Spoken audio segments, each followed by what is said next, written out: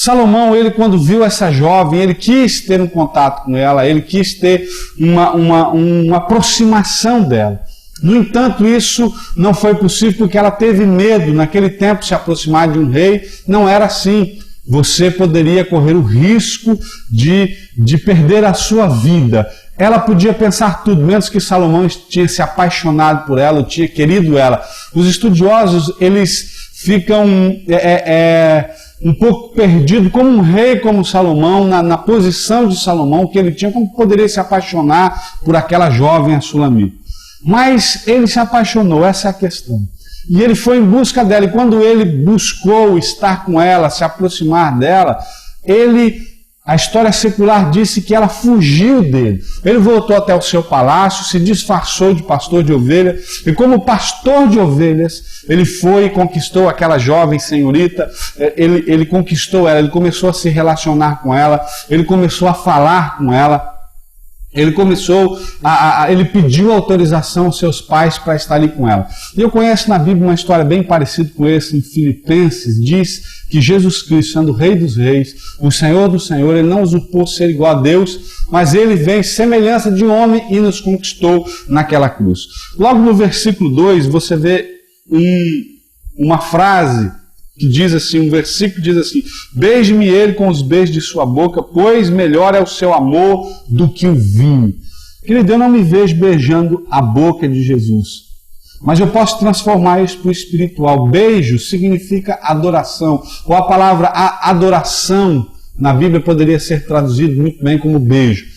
Mas ela está dizendo aqui, ela está tendo uma expressão de saudade. Parece que em algum momento eles tiveram algum desacerto, Salomão visitava ela.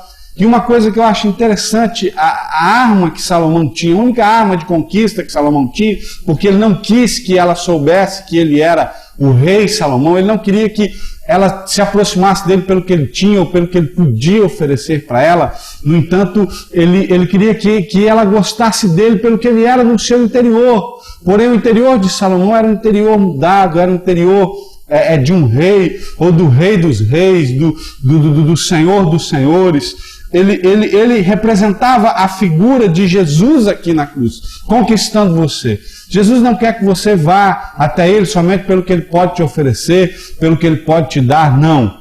Jesus Cristo quer que você vá até ele pelo que ele é, pelo que ele tem a te oferecer, é muito pouco diante do que ele é. O Senhor pode te dar riqueza, o Senhor pode te dar vida, o Senhor pode te dar saúde, mas isso qualquer homem poderia orar por você, você ser curado no nome dele. Qualquer homem poderia dar dinheiro para você, fazer você rico, mas o interior mudado, o interior daquele que vem do céu, como diz lá em João capítulo 3, finalzinho do capítulo, que fala que ele veio do céu. Quando João Batista é interrogado e fala: olha, aquele que estava pregando lá na outra margem do rio, aquele que você batizou está lá na outra margem do rio pregando, ele está fazendo mais discípulos e batizando mais gente do que você. João Batista disse: olha, eu sou da terra, eu falo das coisas da terra, mas ele vem do céu, ele vem trazer algo diferente do céu. E aquela jovem ali,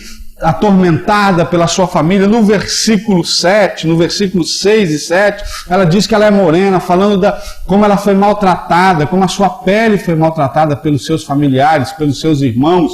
Então, ele ali naquele momento tinha a dificuldade de se revelar como rei, mas ele tinha o seu interior e ele queria passar o seu interior para ela.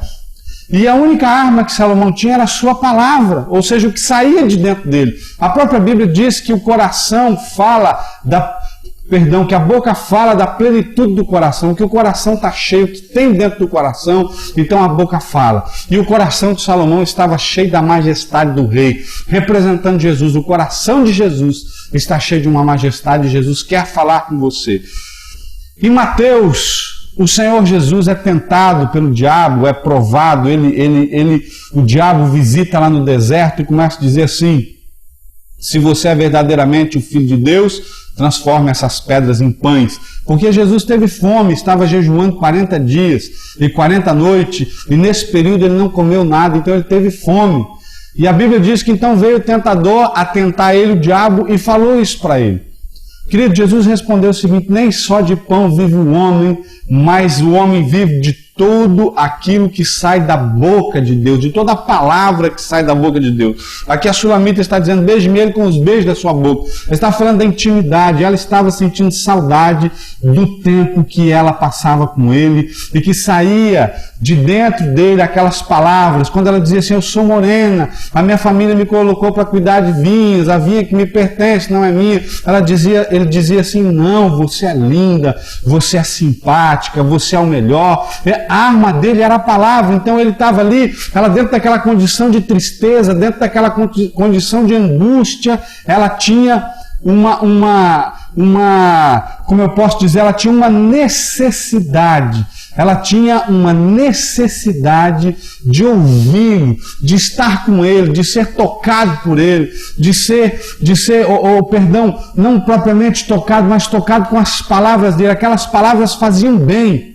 Talvez você está precisando das palavras do Senhor Jesus. Talvez você está precisando passar tempo com Deus, se fechar no seu quarto e dizer: Jesus, bem-vindo à minha casa. Eu não venho te pedir nada, eu não venho te exigir nada. O que eu quero é que você me toque, que você fale comigo. As palavras do Senhor, o toque do Senhor pode mudar o seu interior, e você mudado é algo totalmente diferente. Te espero você no próximo vídeo.